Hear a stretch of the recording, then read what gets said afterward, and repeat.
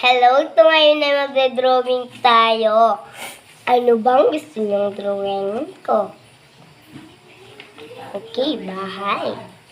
Ito, lalagyan natin ng garden. Tsaka lalagyan pa dito. Pag-lagay mo dyan, you think about this. Look.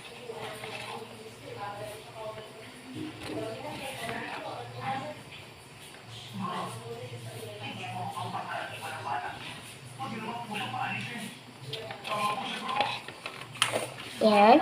So, pagkatapos ay gagawa tayo ng bahay.